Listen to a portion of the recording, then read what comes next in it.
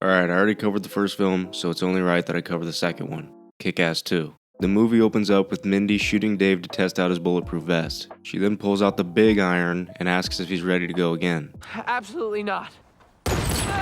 We jump back to before all this. Marcus is Mindy's guardian, and she's also going to school now. Sort of. She ditches school almost every day and goes to her safe house to train. And the school never found out because she hacked in and gave herself perfect attendance. This is all about 2 years after the original Kick-Ass film, so Dave is now a senior, and he's given up the superhero gig by now. But he's bored. And there's a bunch of new heroes running around because of him, so he busts out the old suit, and his dad walks in on him thinking he was cranking hog. Pretty awkward. Dave knows he has no training though, and he's absolute buns, so the next day, Dave begs Minnie to train him. And she agrees. For his first assignment, she tells him to hit her, and when he doesn't, she pimp slaps his ass a couple times. She then spinning back kicks him to the ground, and this goes on for a while. Every day for the next 3 weeks, she has Dave training to not be a little dweeb, and after a while, he actually starts getting good. We then cut over to Chris's place. He's still butthurt that his dad got packed up with a bazooka, but his mom tells him he died in a fire. No idea how they came to that conclusion, but whatever. Chris gets mad and tries to leave, but Javier works for his mom and stops him. So Chris runs over to his mom while she's in the tanning bed and starts kicking the hell out of it until it fucks up and fries his mom to death. Mommy?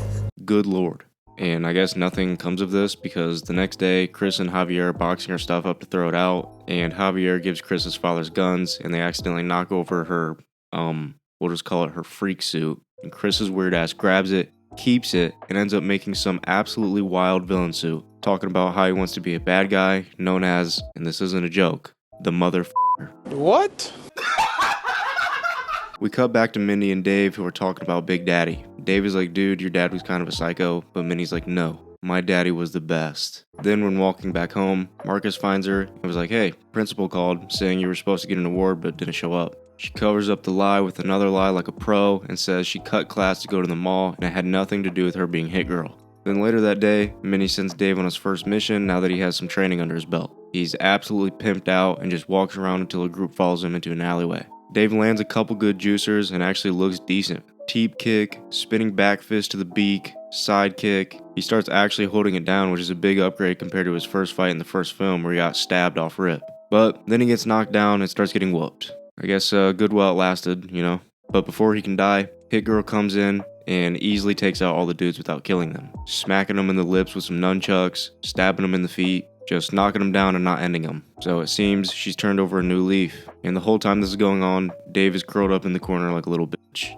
You're a fucking disappointment. The cops then pull up, so Hit Girl dips out after Dave says he'll cover for her. Marcus hears about a girl with a sword and nunchucks fighting people, so he quickly books it to his house, and at the same time, Mindy books it back as well. She's able to get into bed right as Marcus pulls up, and she tells him that she's sick. And Marcus actually believes her until he sees blood on her neck, so he pulls the covers off and sees she's all suited up.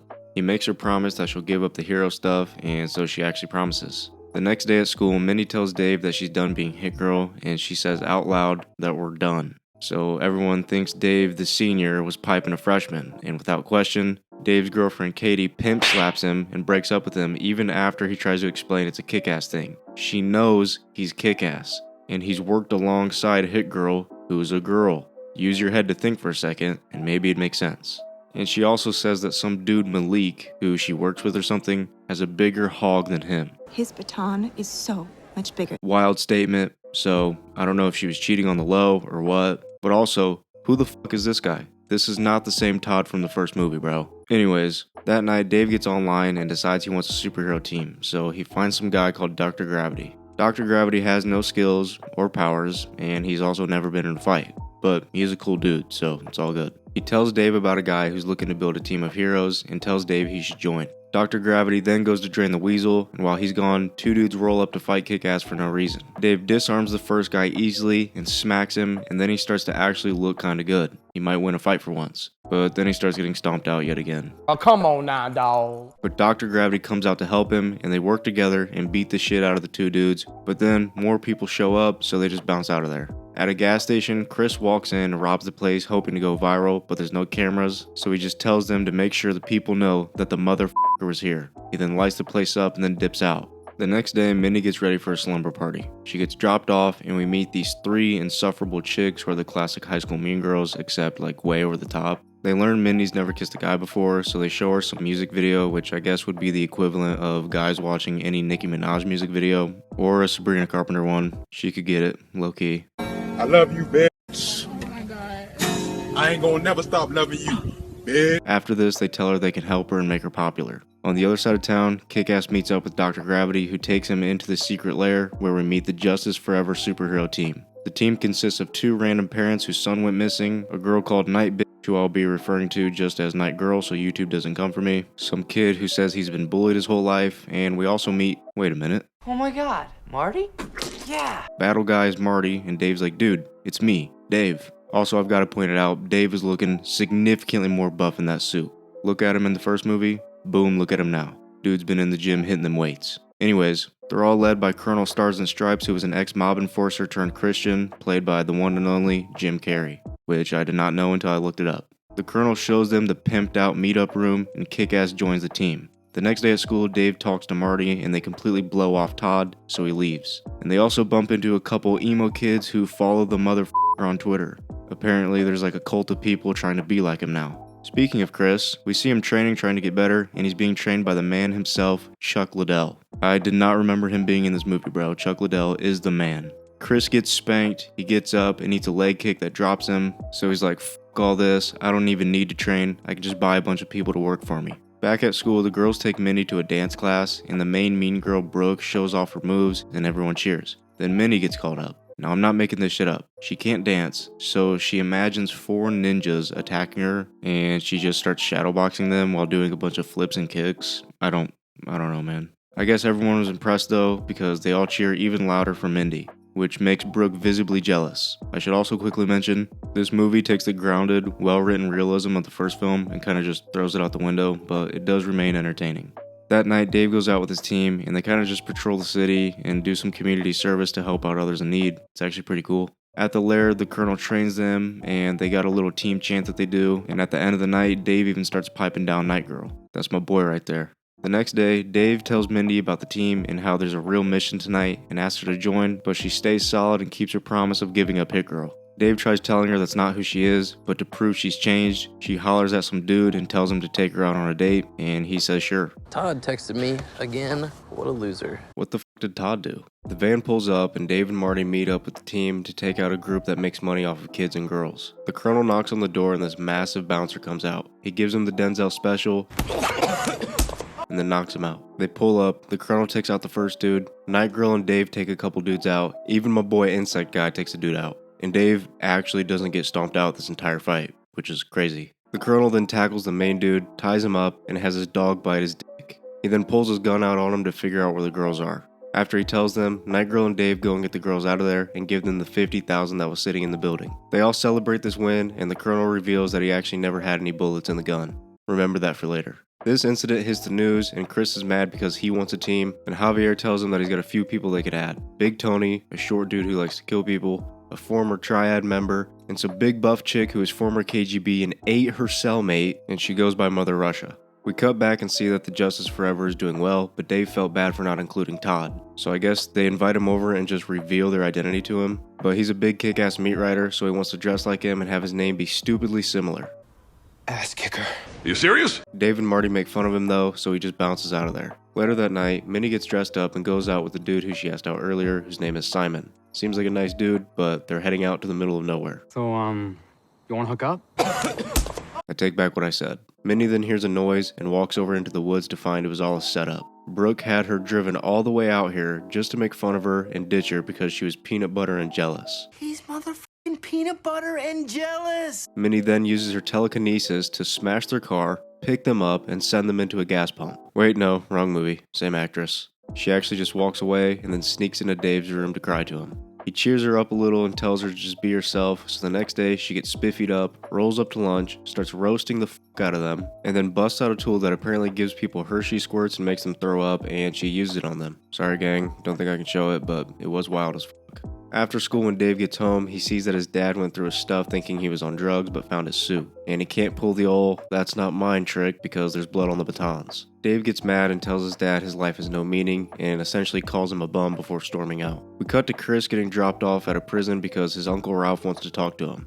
Ralph was also the guy running that substitution thing that the Justice Forever team stopped. But he wants everybody to lay low, so he doesn't want Chris building a big super team, but Chris says he can do what he wants. So Ralph has Javier packed up and has Chris listen to it. But this just makes Chris worse. Later that night, Mother Russia, as well as Chris and the team, pay the Colonel a visit. He busts out the piece on her, but remember, no ammo. Betty wishes he had that puppy loaded now. Mother Russia takes the gun, but again, no ammo. The Colonel then punches her and breaks his hand on her. Come on, bro. They have this chick moving like Superman now. I'm just gonna warn you guys right now, there's not supposed to be any powers in these movies, but this Russian chick legit has increased durability and super strength. I'm not kidding. Like I said earlier, the realism from the first movie, gone. Anyways, they end up taking out the Colonel, but they do let the dog live, thankfully. They then trash the place and Chris finds the name and address of one of the members. He looks up the name and finds it's some redheaded chick, and there's only one redhead on the team, so it's pretty obvious who it is. Mindy sees the incident on the news and argues with Marcus because she wants to stop them, but Marcus tells her no, the cops will handle it. Maybe they should get on that. The Justice Forever team meet up, and Marty says the motherfucker has been bragging about smoking the Colonel on Twitter. Insect Guy says he tried to trace it, but the IP was masked, and they're all worried because they didn't sign up for this shit. Then Dave is like, wait, where's Night Girl? We cut to Chris and his team rolling up to her place. They break in, so she runs upstairs, and yo, Night Girl's not too bad, man. You know me, though. I love those redheads, man. They break in her room, but she lands a nice juicer to Chris's lips, but they're able to hold her, and Chris whips his hog out. Alright. He turns around, though, because he's on gummy and tries to get it up. Not sure exactly what his plan was here, but I don't think it was anything good. Outside, the cops start pulling up, so Mother Russia grabs her propane tank, smacks a cigarette in it, and throws it at the car and blows it up. She then shoots up the next car, pulls the door off the car. This chick is moving like she's sauced up on venom, or she just had a few trembolone sandwiches. She uses the door as a shield, rams a cop, throws the door at the other officer. She also launches a lawnmower into another car. The last cop car pulls up and they see her standing on the car and don't shoot her. When they pulled up, they saw the absolute massacre that's went on. It's shoot on sight. Why did they not shoot? To be fair, she could be bulletproof, so who knows. Doesn't matter though, she packs both of them up and then they bounce out of there. The feds trace all masked vigilantes' IP addresses and the police are tasked to arrest all of them, even the good ones. So they go on to arrest only the good vigilantes who just stroll around or do community service. 0 bad guys were arrested. Good job, guys. The cops then pull up to Dave's house while Dave is at the hospital with Night Girl, and she just breaks up with him and quits being a hero right then and there, so I guess they didn't last long. Then as Dave is walking home, he finds his dad being arrested because he told them he was kick-ass to protect Dave. In jail, he tells Dave to just chill out, he'll be out by tomorrow, and he makes Dave promise he'll give up being a hero. I promise. We cut to Chris and his gang checking out the new evil lair, which has a f***ing shark. That's sick. It's not moving, so it might be dead, but, it's there. Chris is mad because he knows the guy who was arrested isn't the real Kick-Ass, and Todd just pops up out of nowhere and is like, yeah, that's because that was Kick-Ass's dad, bro, Mr. Lazowski. But you're not going to tell anyone, right?